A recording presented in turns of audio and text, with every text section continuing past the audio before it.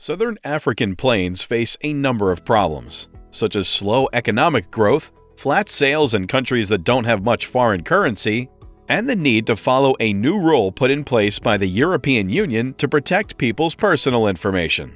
These are some of the most important things that were talked about at the AASA Annual General Meeting and Conference, which took place from October 11th to the 14th at the Avani Victoria Falls Resort in Livingstone, and was hosted by South African Airways.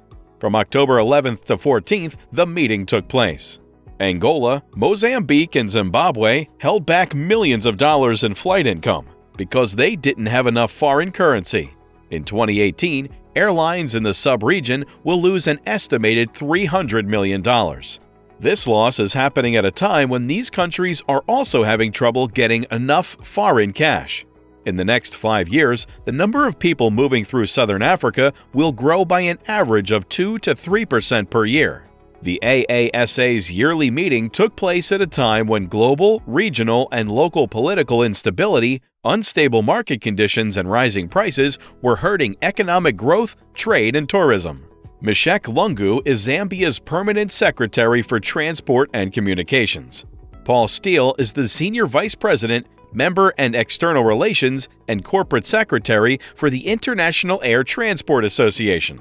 Poppy Koza is the Director of the South African Civil Aviation Authority. At the meeting, people learned that the current state of the economy in sub-Saharan Africa, including a GDP growth rate of 2.3%, will continue to keep the demand for air travel in that area at a low level. Chris Zwigenthal, the CEO of AASA, gave a speech in front of more than 200 people in which he said that yearly passenger traffic in Africa's aviation industry is expected to rise by 4.9% over the next 20 years. He said that the number for Africa would be higher than the 4.5% growth rate that was predicted for the whole world. Zwigenthal says passenger growth must get back to more than 5% as soon as possible for the aviation industry to grow. To meet this higher demand, we will need to increase our capacity, either by adding more flights or using bigger planes. Also, the right investments will need to be made in airport and airspace capability. Angola, Mozambique, and Zimbabwe are all having trouble getting enough foreign currency. As a result, airlines in those countries are not only seeing slow growth in the number of passengers, but they are also seeing their income stay the same. Angola held back $416 million in September 2018. Zimbabwe held back $78 million, and Mozambique held back $5 million, Zwigenthal said. Some African airlines are having trouble on the international scene because of the new General Data Privacy Law, or GDPR, in the European Union. This law was put in place in May 2018 to protect the personal data of EU citizens and tourists to the EU. Not many African countries have made or passed laws to protect data and the internet. And in the few that have, the laws aren't uniform. If an airline sells or offers services or goods to people who live in or are citizens of the EU, it must follow the EU's General Data Protection Regulation. Among these are African companies. AASA has sent a plea to governments all over the world, asking them to use a participatory method when making cyber and data protection laws and rules. Zwigenthal says that we need to pay attention to data protection right away. As a result of attacks and other problems with IT systems and databases, customers want planes and other businesses to pay more attention to their needs. By law, everyone has the right to have their information kept private.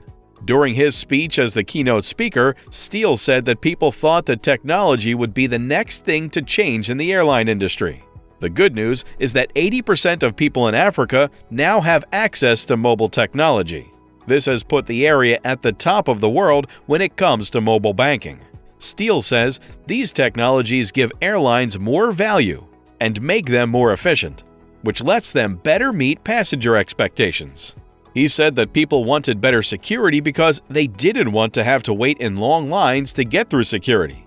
He also said that people didn't want to wait in long lines to get through security. The goal of the IATA Airports Council International, or ACI, Smart Security Project is to improve both the general security experience and how well it works.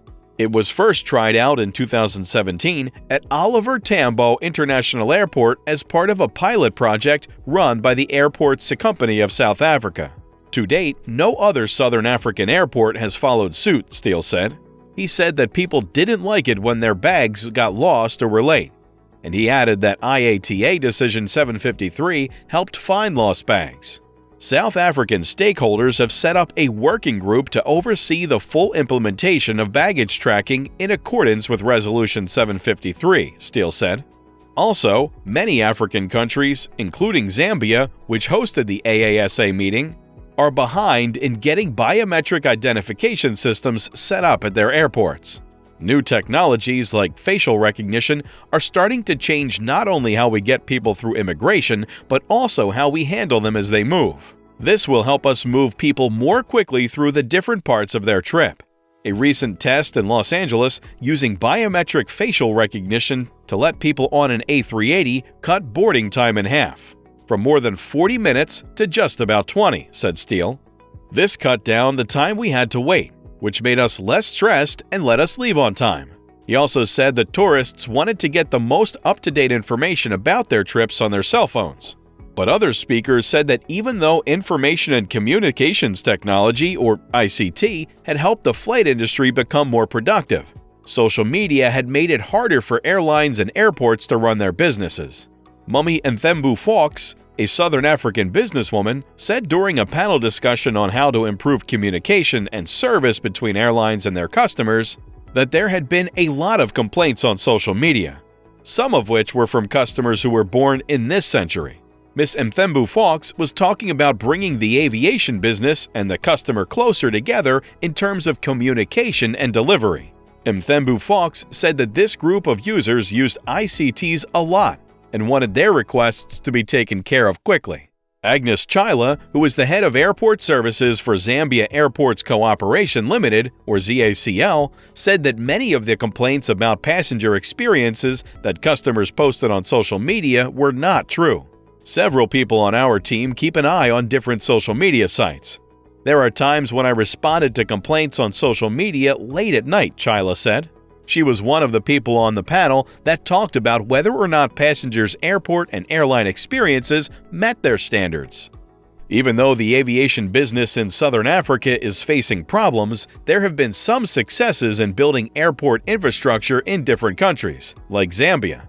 Chila says that Zambia decided to fix up its airports so that passengers could have the same kind of journey experience as people in other countries. Zambia used about $1 billion in loans, most of which came from China, to update and improve its 3 international runways.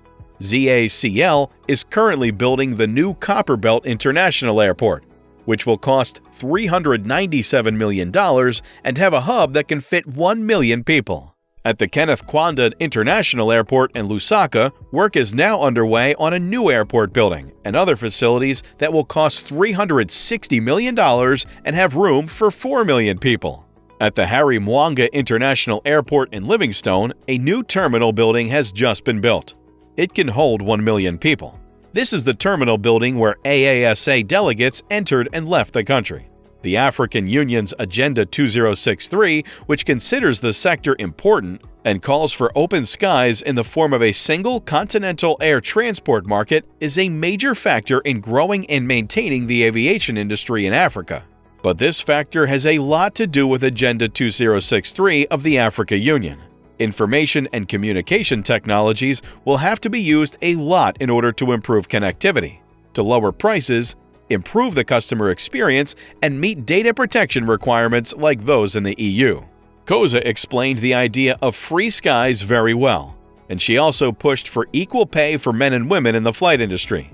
She gave a keynote speech on behalf of South Africa's Minister of Transport, Dr. Bongikosi Nzimande, and said, "If operators in Africa don't take advantage of open skies, airlines from other parts of the world will overtake them.